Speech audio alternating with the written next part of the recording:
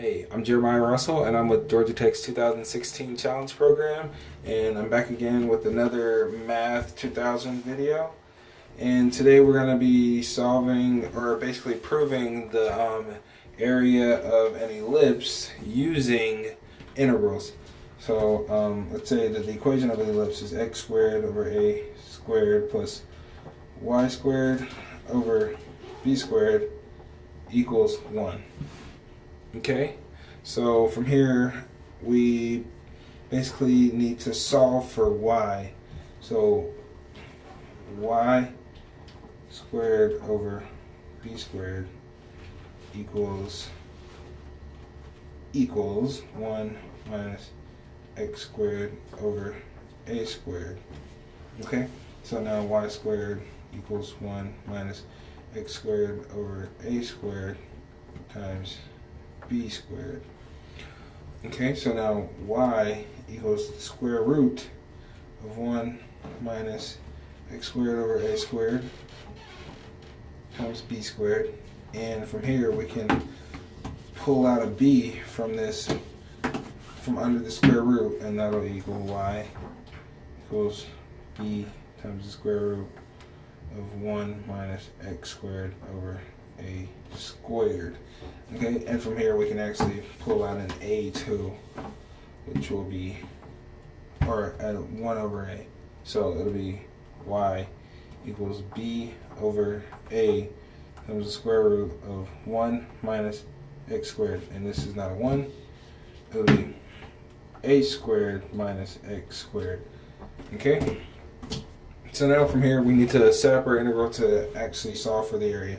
And I'll say the area of an ellipse is equal to pi AB. Okay?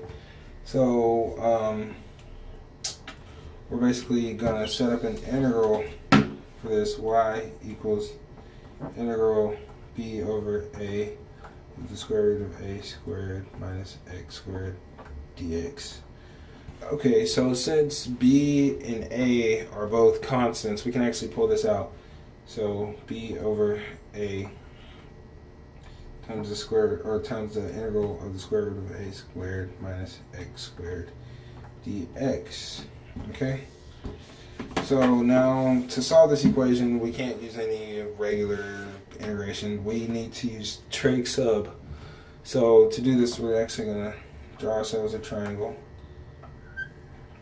Okay, and now we need two legs that'll give us some type of hypotenuse. Okay, so for the first leg I'm actually going to use this. So it's going to be the square root of a squared minus x squared. And for this leg I'm going to use x. And I use these values because when we put them in the Pythagorean theorem,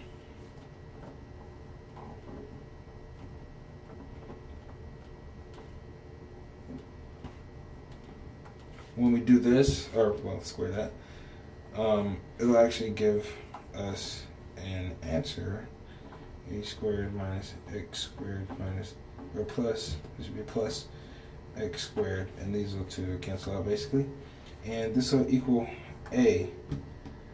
So our hypotenuse is a. So now we have a triangle that we can work with, and we'll set this angle equal to theta. So now we can use our substitution rules.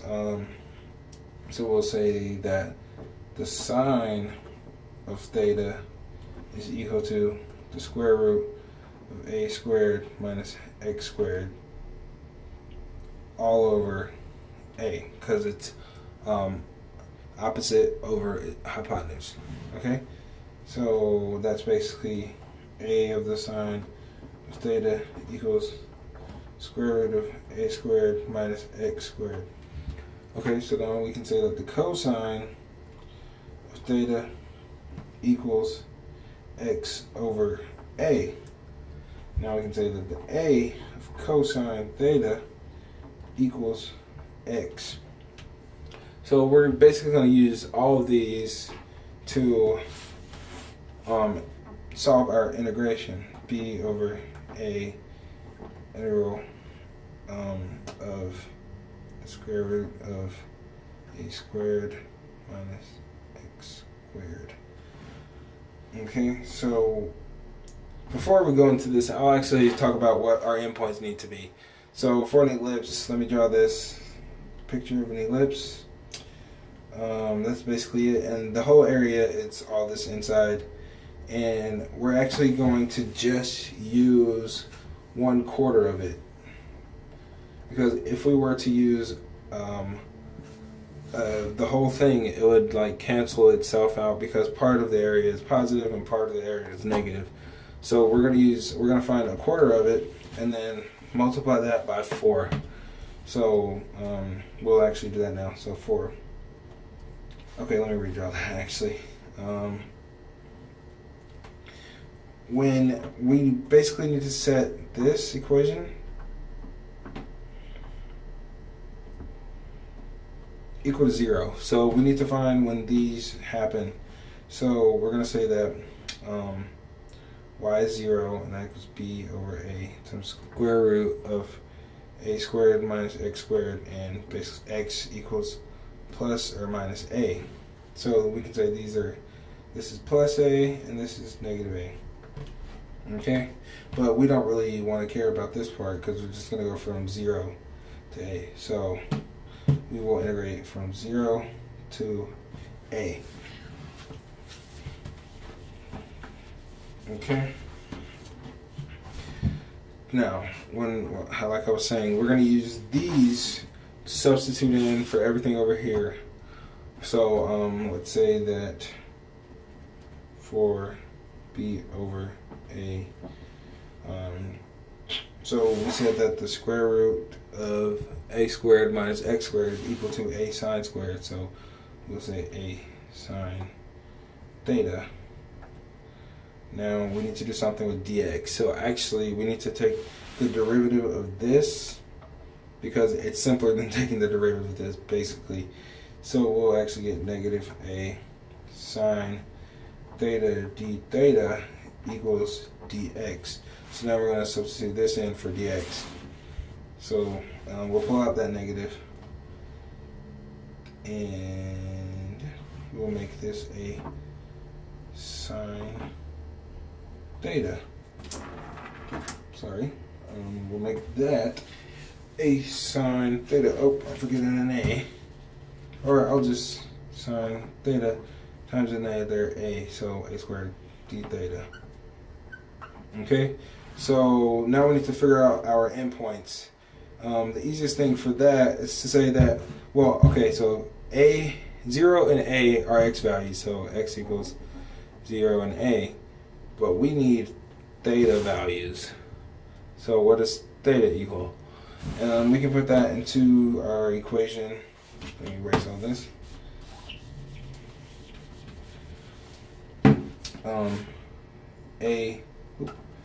A of cosine of theta equals x. Okay, so we can basically solve for theta. So theta equals x over a, or arc cosine of x over a. Now, if we say that x equals 0, we can plug that in, and the arc sine of 0 over a, well, that's just the arc sine of 0, and the arc sine of 0 is 1. So theta equals 1. And then we can also use x equals a. Something about that is wrong.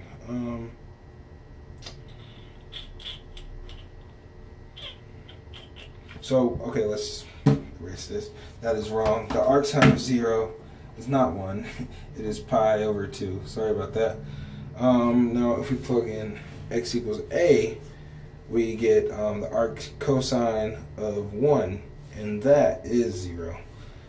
Okay, so we can plug these in as our end values, actually.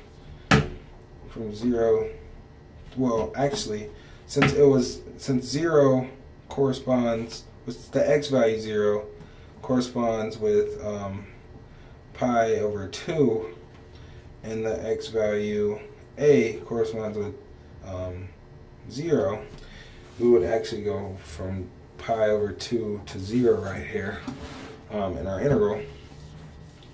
And that makes them kind of backwards, and that's where this negative comes into play. We can actually flip it, and we would take away this negative and just go from 0 to pi over 2. Okay? Now we can just try to integrate this head on and rewrite it over here. 4b over a, the integral from 0 to pi over 2 of a squared sine squared theta d theta. Okay, so the first thing I see is we can pull out an a squared.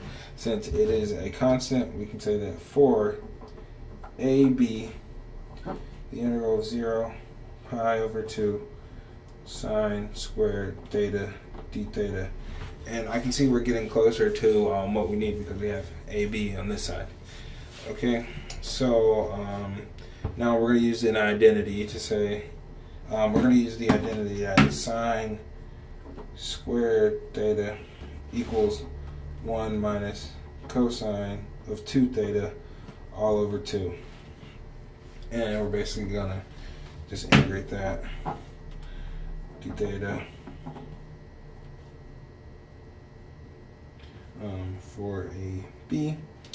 Okay, so I can see that we can pull out this 1/2 and actually make this 2ab integral from 0 to pi over 2 of 1 minus cosine 2 theta d theta. Okay, so now we have 2ab, and we can actually start integrating this. It'll be 2ab times theta minus, now we're going to just take the integral of this minus the sine of 2 theta over 2. Okay, now that's going to be from what, 0 to pi over 2. Okay, so now let's plug in these values. So 2ab equals pi over 2 minus sine of pi over 2 times 2. So that's the sine of pi over 2. Now minus, let's plug in 0 into theta, and we get 0, and minus sine of 0 over 2. Okay? So now let's solve for this.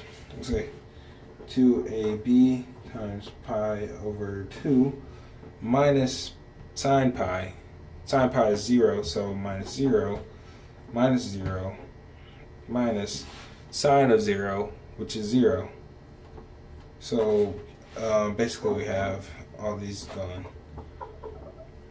This, okay? So now we can cancel the 2's out, and behold, we have pi AB, and that is the area of an ellipse. Thank you for watching, and I will see you guys next time.